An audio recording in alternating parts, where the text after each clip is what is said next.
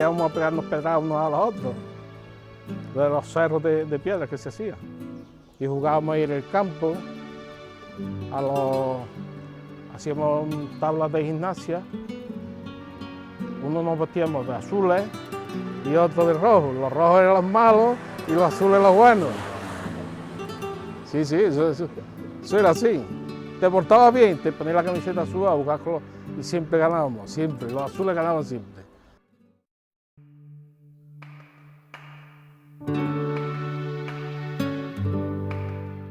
Lo que había empezado en la cabeza de don Juan Font poco a poco tomaba cuerpo. Recuerdo a este cura menudo y jovial. Sus inquietudes sociales y su gran corazón le llevaron al sacerdocio a una edad ya madura, tras varios años ejerciendo como ingeniero municipal. Pero eso no le impidió sintonizar perfectamente con el obispo Fray Albino, dominico que vino a Córdoba con gran fama de predicador. Oí decir entonces que, cuando era un simple fraile, venía a predicar a la iglesia cordobesa de San Nicolás, y todos los masones iban a escucharlo, y toda la intelectualidad de Córdoba, fueran de derechas o de izquierdas. Y aquellas tierras del arrabal musulmán, deshabitadas durante siglos, empezaban a poblarse. Con ello había encontrado una distracción en mi monótono correr. Día a día era testigo de cómo 1500 obreros levantaban la barriada. Ante la escasez de cemento, los cimientos de las casas se construían de cal y carbonilla que regalaba Renfe. El obispo consiguió la cesión de 10 camiones del ejército capturados en los años de la Guerra Civil a los republicanos.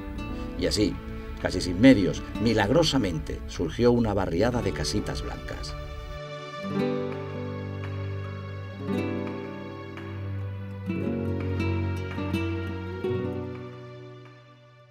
Fray Albino tuvo una gran misión, porque no sé si fue suerte o fue habilidades de delegar en muchas personas.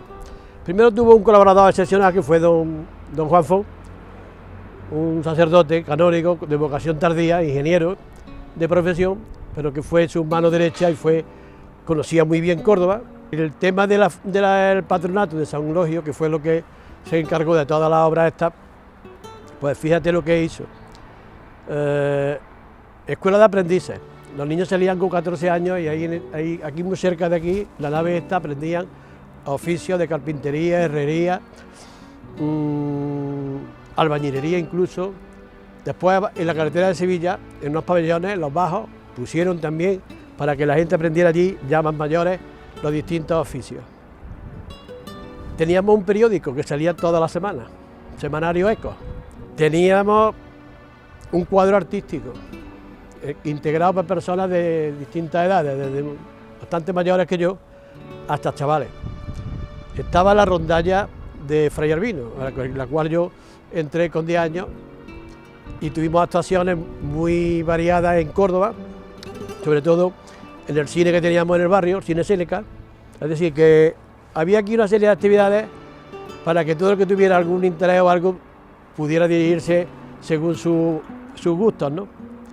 Y el barrio tenía una vida cultural muy amplia, porque junto con las actividades del patronato de San Eulogio, en la parroquia también había una gran conexión, y mucha de la gente que colaboraba con el párroco también colaboraban después a la hora de todas las actividades y demás.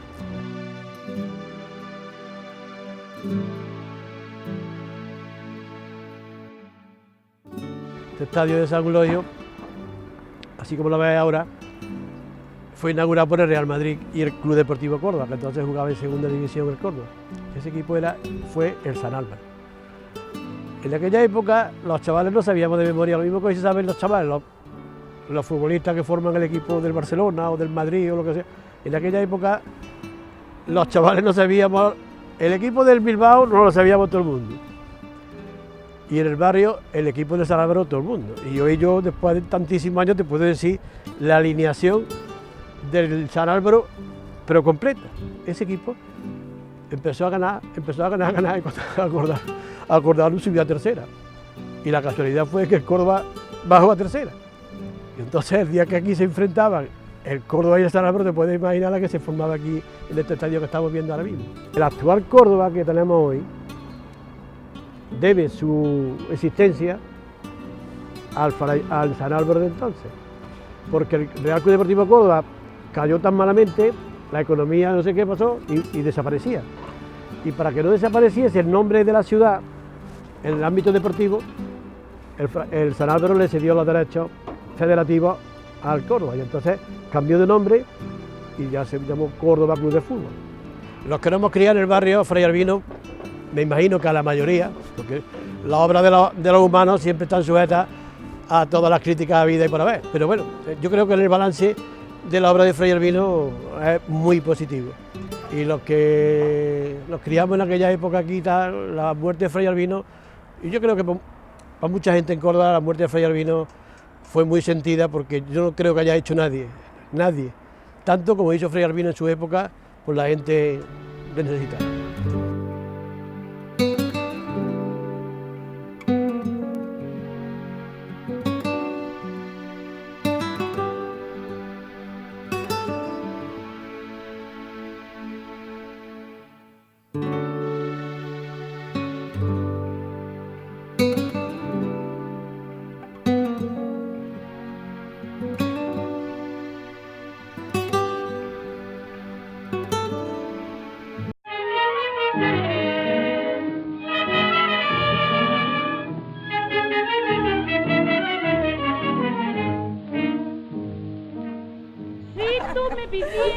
Sí, señor, una gran obra social que fue. Casa desde 68 pesetas que pagábamos de alquiler al mes.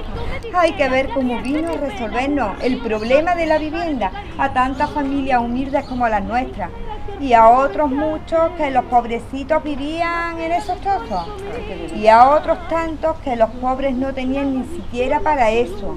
Menos mal que el obispo supo darse cuenta de las necesidades que teníamos. Pero mire usted, señora Emilia, las 700 casas de la primera fase no fueron a vivir allí precisamente los más necesitados, y mucho menos los que se quedaron sin nada de la ría del 47. Esas casas las dio la Sagrada Familia a los maestros de escuela, a los militares, a los obreros de la electromecánica y esas cosas. Incluso yo sé de muchos que vinieron de los pueblos que ni siquiera eran de la capital. Y los más necesitados tuvieron que esperar a que se hiciera por lo menos la tercera fase del barrio. Por allí arriba, por lo más alto, por el cerro. Y las casitas salieron ya con algunos lujos menos. Como que faltaban puertas en las habitaciones. Buenas tardes, vecina. Buenas tardes, don Juan. ¿Qué pasa? ¿Qué tal? No ha habido nuevo. Siéntese usted. Pepita, saque usted la silla, por favor. ¿Qué pasa de bueno? ¿Cómo está? Muchas gracias. Bueno, pues tengo que deciros después de oírlo hablar. Fray Albino, que en paz esté, me encomendó una responsabilidad grandísima al ponerme al frente de la Sagrada Familia. Y tuve que tomar decisiones muy duras para mí. Las casas tuvieron muchos novios y no nos quedó más remedio que comprometernos con los pudientes de la ciudad que donaron al obispo dinero y terreno. No tuve más remedio que claudicar. No pudo ser del todo lo que yo había soñado, pero me resigné pensando que los más pobres también tendrían al final su casita. La obra social no ha sido perfecta, pero hemos conseguido la mayor parte de nuestros objetivos. Don Juan, nos entramos adentro que parece que ha refrescado. Como ustedes quieran. Sí. ¿No? Venga, niña. Yo no era tan niño cuando vine al barrio. Yo tenía 18, 19 años. Y entonces, como consecuencia de una casa que teníamos en ruinas, pues mis padres, no sé cómo averiguaron, burocráticamente, que le asignaron una casa aquí, en la calle Fray Blas de Ávila, número 57. Y entonces, aquí a este barrio, a la parte alta, yo entiendo que se nos discriminó bastante. Que muchos vecinos hablan de las maravillas de Fray Albino. Yo entiendo que fue una obra social de la época bastante importante, pero los vecinos que vivimos aquí en los Altos Cerros se nos discriminó, yo así lo entiendo. Vinieron las personas que vivían en los chozos de San Rafael. Conste que todas esas personas que yo he convivido con ellos no eran maleantes ni chorizos, porque vivieran en los chozos.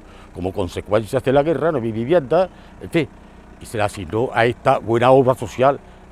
¿Qué hicieron? Pero estas casas se le olvidó a los accionistas de poner las puertas en las habitaciones, que estas casas no tienen puertas en las habitaciones. El comedor lo pusieron, la cocina la pusieron en el comedor, los patios eran bastante más chicos. En resumidas cuentas, que yo entiendo que se nos discriminó. Hombre, existo mucho en ello, porque yo dialogo con muchos vecinos aquí del primer y segundo proyecto. Y ellos hablan de las maravillas de Fray Albino. Bueno, pues está bien. Yo, la verdad, yo no digo ni que sí ni que no, nada más que a nosotros se nos discriminó. No obstante, agradecido a la obra que hizo las casas estas, porque si no, no viviríamos hoy aquí, ni yo, ni mi hijo, ni mis nietos. Sin duda, lo más gratificante para mí fue poner en marcha la vida del barrio como una comunidad cristiana en torno a la parroquia. Después del enorme trajín que supuso la construcción de las viviendas y de la polémica que acarreó la adjudicación de las casas, me centré en la organización de la vida del barrio. El orfeón, el cuadro artístico de teatro, las escuelas de aprendices, los colegios, el economato, la panadería y hasta un equipo de fútbol, el San Álvaro. ¿Ya nos acordáis lo bien que funcionó todo esto? Sí, que es verdad. La verdad es que hay que reconocer que fue una obra muy avanzada para aquel tiempo. Pero también es cierto que todo no se hizo bien, ¿verdad, don Juan? No hay nada más que ver que 15 años después de la terminación del barrio, los tejados de muchas casas ya se han caído. Las calles siguen terrizas, con el consiguiente barrizal que se forma cuando llueve. ¿Y el polvo que se levanta en verano? Claro que sí. Por eso se ha hecho la asociación Cabezas de Familia, donde está mi marido. Mire usted, don Juan, la Sagrada Familia tiene que arreglar los tejados y además pasar las casas a propiedad de los que vivimos en ellas. ¿Y asfaltar las calles? Bueno, con la escasez de materiales de construcción que había entonces y con tan pocos medios, demasiado hicimos. Muros de cal y carbonilla y tejados con armadura de madera. Con estos materiales no pudimos hacer gran cosa, pero no podéis olvidar que resolvimos el grave problema de la vivienda. Eso sí es verdad. Y no os preocupéis, que arreglaremos los tejados. Y algún día seréis propietarios de las casas pagando precios muy favorables. Pero mire usted, don Juan, yo no pretendo quitarle ningún mérito a la obra de Fray Albino. Las cosas tienen su lado bueno y su lado malo, las cosas como son. Y hay que ver que desgraciadamente todos esos equipamientos sociales que se hicieron están pasando a manos privadas. El estadio de San Eulogio, la oficina de correos, el cine Séneca, la cooperativa, el horno, todo ello, que yo sepa, se hicieron para la comunidad como servicios públicos. Dígame usted, ¿por qué lo está vendiendo la Sagrada Familia? A ver. Bueno, ya he dicho que la obra no ha sido perfecta. La Sagrada Familia tiene que pagar sus deudas a los bancos y tiene que vender algunas propiedades. Pues yo todavía no he visto a ningún vecino oponerse a esas ventas. Ustedes tenéis que comprender que nosotros tampoco hemos estado a la altura de las circunstancias. Porque vamos a ver qué hizo la Asociación de Cabezas de Familia para defender lo que se supone que era patrimonio de nuestro barrio, ¿eh? Eso, mi marido. Claro, es que como estáis todos los vecinos están ocupados en defender la propiedad privada de vuestras casas, por mi parte tengo que reconocer que hay muchas cosas que se han salido de Madrid, como el río. Pero hemos hecho las cosas lo mejor que hemos podido. Pues esta asociación nació en el año 64, pues hacía 10 años que habían hecho, digamos, todo el barrio y entonces las casas presentaban una inminente ruina y de ahí nace, digamos, la primera reivindicación de la asociación, que era intentar buscar un dinero para arreglar las viviendas y que siguieran en pie, ¿no? Porque estaban en inminente ruina. 3 reivindicaciones importantes dentro de la asociación, ¿no? Uno es el arreglo integral de todas las calles del barrio.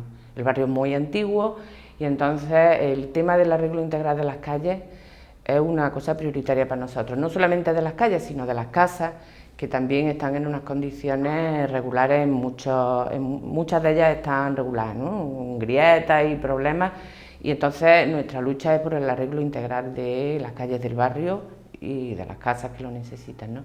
Ese sería uno de los temas más importantes, que además nosotros, una de las cosas muy claras que tenemos en la asociación es que queremos que el barrio mantenga su estructura.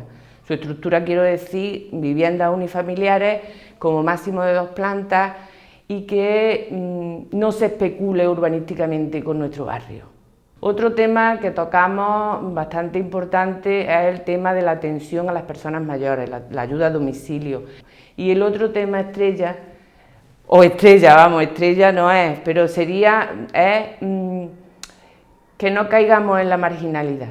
El tema, por ejemplo, de la seguridad, que nosotros no solamente pedimos vigilancia, sino que queremos que los problemas de fondo se solucionen, problemas de empleo, proyectos culturales para los jóvenes, deportivos, cuestiones que nos ayuden a que los jóvenes no se cree inseguridad, no tengamos que recurrir siempre al tema de la vigilancia, sino que se solucionen problemas y no caigamos en la marginalidad.